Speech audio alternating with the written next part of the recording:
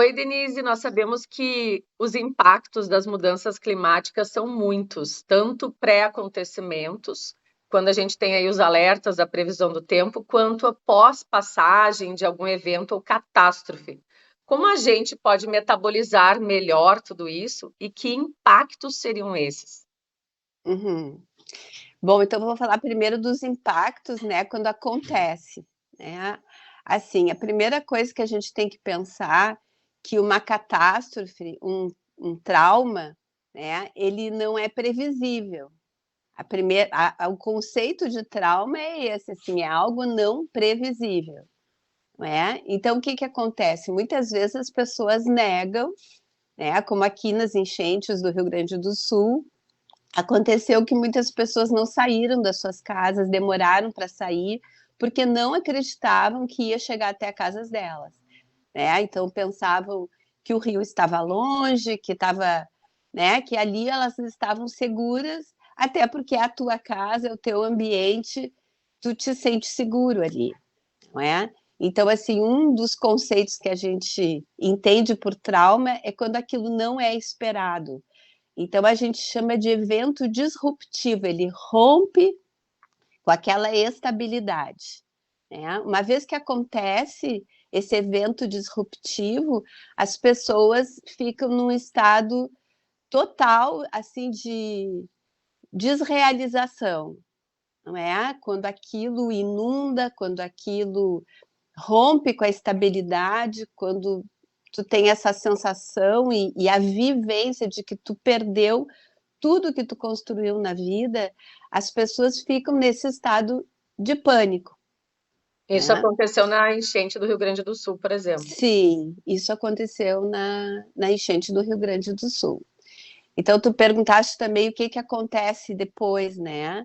O que acontece é que essas pessoas ficam com todos esses sintomas de estresse pós-traumático, que é tipo uma crise de pânico mesmo, né? Então, quando houve, por exemplo, aqui nos abrigos, né, tinham relatos de que as pessoas não conseguiam dormir, porque foi uma época que estava chovendo muito, então chovia um pouco, as pessoas, né, começavam com crises de ansiedade, o coração acelerado, dificuldade de respirar.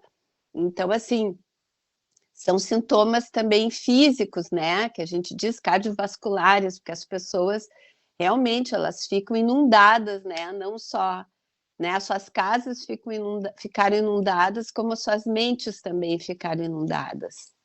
Ah, interessante. A saúde mental fica comprometida e a física também.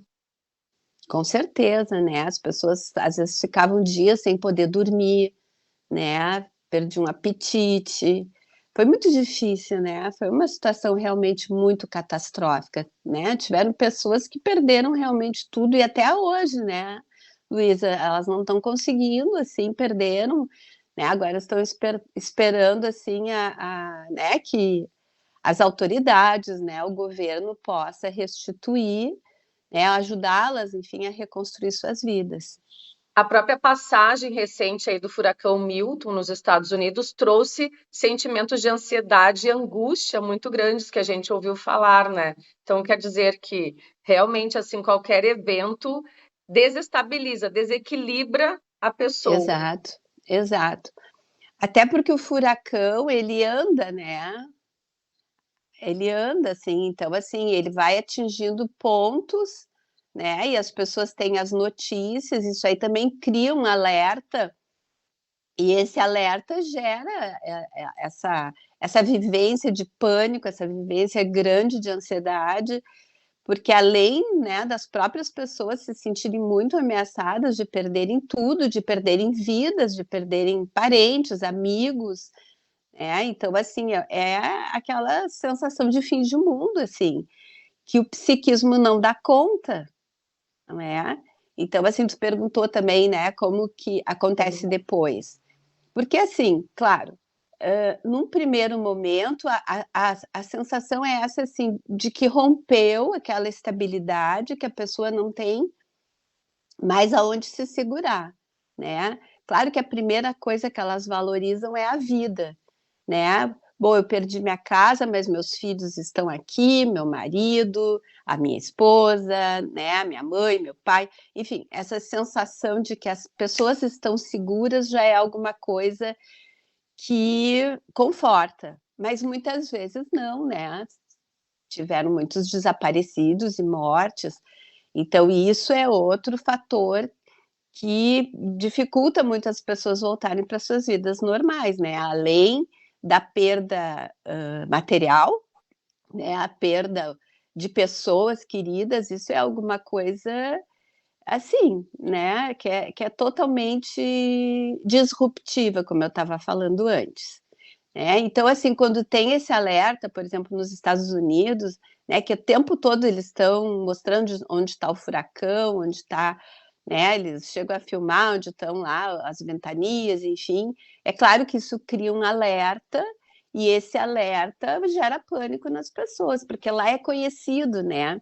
Diferente como aqui fazia desde os anos 40 que não acontecia uma enchente nessas proporções, e essa até foi maior.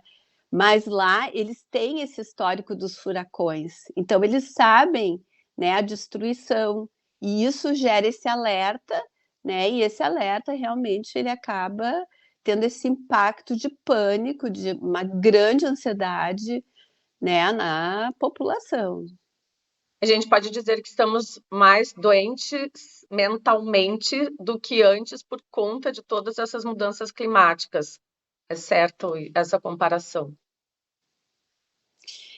Eu não sei se é mais doentes mentalmente, eu acho que diante do que se está vendo, né, que se previa que era para daqui a muitos anos, né, talvez a gente se sinta mais desamparado, Uhum. né, assim, com menos previsão de uma vida estável, né, quando fica se sabendo do derretimento das geleiras, quando está se, né, as grandes queimadas agora no centro-norte do país, Uhum. não é? Quantas pessoas perderam e, bom, né, a perda é generalizada.